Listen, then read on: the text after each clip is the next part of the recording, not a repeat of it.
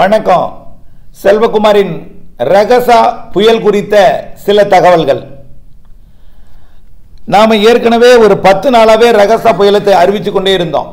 எச்சரிக்கை எச்சரிக்கை எச்சரிக்கை என்று அறிவித்துக் கொண்டே இருந்தோம். என்னென்ன முன்னெச்சரிக்கை சொல்லி இருந்தோம்?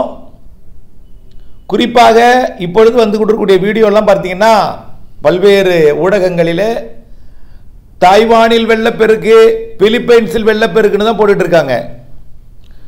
ஆனால் அந்த ரகசா புயல் தாய்வானை வெளிச்சுற்றுத்தொட, பிலிப்பைன்ஸை வெளிச்சுற்றுத்தொட, பிலிப்பைன்ஸோட சில தீவுகளை மையமாக வைத்து போனது.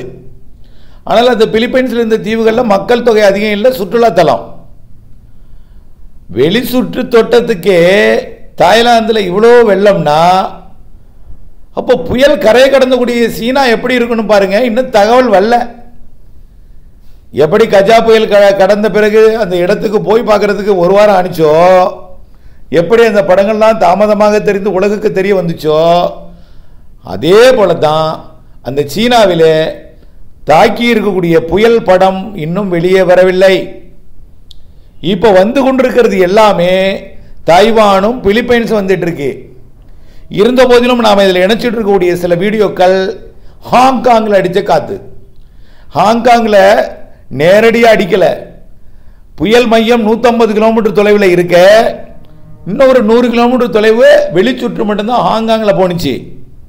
ஆனால் புயல் கரை கடந்த இடம் முழுமையான ஹாங்காங்கிற்கு மேற்கு புற சீனா பகுதி. ஆகவே ஹாங்காங்கில் இருந்து வந்த காற்றை பார்த்தீங்கன்னா அவ்வளோ மோசமாக இருக்கு. ஹாங்காங்கில் 250 தான் அடிச்சிச்சு, 220 தான் அடிச்சிச்சு. கடலோரத்தில் அலை நாம் 7 மீட்டர் 7ன்னு சொன்னோம்.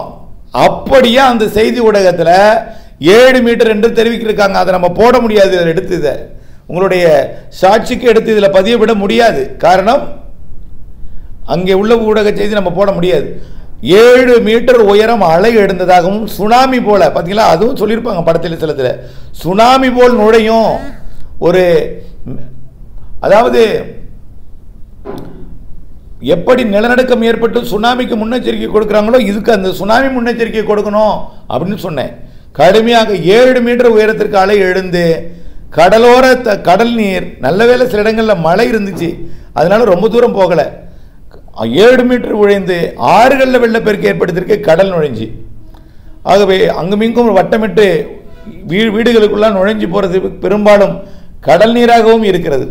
அப்படிப்பட்ட 7 மீட்டர் உயர அலை. 300 சென்டிமீட்டர் சொல்லியிருந்தேன், அதை விட கூடுதல் மழை தான் பொழிஞ்சிருக்கு. பாருங்க, என்ன வரல. சீனாவிலிருந்து புகைப்படங்கள் வரல. எல்லாமே தைவான் தைவான் பிலிப்பைன்ஸ் தைவான் தான் வருது. ஹாங்காங் கூட லேசாக தான் வந்திருக்கு. இன்னும் இப்போ நம்ம அனுப்பியிருக்கிறது ஹாங்காங். ஹாங்காங்கை விட சீனாவோட ஹாங்காங் கிழக்கு பகுதி மிக மோசமாக பாதிக்கப்பட்டிருக்கிறது. அதோட படங்கள் வந்தால் தான் தெரியும் நாளைக்கு. இப்போ தான் செயலிழந்து கொண்டிருக்கு.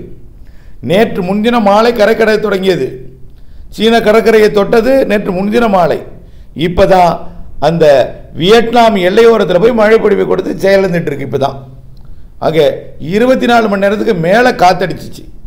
இப்போ மழையை கொடுத்து கொண்டிருக்கு. செயலிழந்து ஒரு காற்றழுத்த தாழ்வு, அதாவது வெல்மார்க் லோ பிரஷரா, தீவிர தாழ்வு பகுதியாக மழை பொழிவை கொடுத்துட்டு இருக்கு. ரொம்ப கடகடன்னு செயலிழந்துருச்சு. ஆகவே இப்போ படத்தை பாருங்க. அதே போல் காற்று 300 கிலோமீட்டர் வேகம்னு சொல்லியிருந்தோம். 300 கிலோமீட்டர் இருந்துச்சு கடலில்.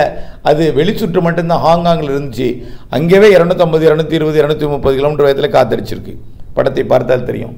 கார்கள்லாம் ஓடுது. காரை ஏண்டா இந்த காற்றுல காரை ஓட்டிட்டு போகிறாங்கன்னு நீங்கள் நினைக்கலாம். காரை யாரும் ஓட்டிட்டு போகலை. காரை காற்று தூக்கிட்டு போகுது. காற்று அதுவாக நகர்த்திட்டு போகுது. கார் மிதந்து போகுது. ஆம்புலன்ஸ் கூட மிதந்து போகுது. மிக மோசம். பலர் மிக சொல்லலாம் துயரத்தில் இருக்காங்க, ரொம்ப கஷ்டத்தில் இருக்காங்க. இருந்தாலும் அவர்கள் மீண்டும் வந்து விடுவார்கள். ஏன்னா ஒரு வல்லரசான ஒரு நாடாக இருக்கிற, ஒரு வசதி படைத்த நாடாக இருக்கிறதுனால வந்துடுவாங்க.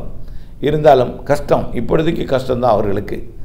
இருந்தாலும் அந்த படங்களை இதோட இணைத்திருக்கேன், அதை பாருங்கள்.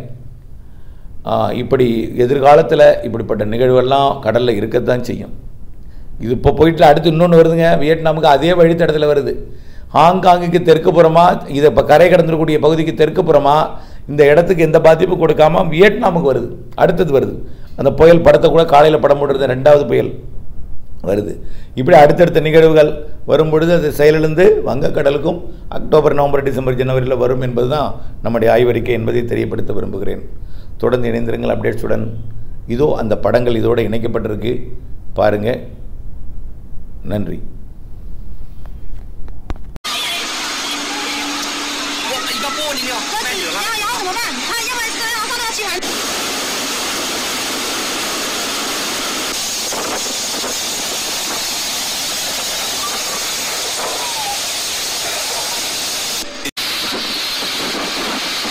我操，那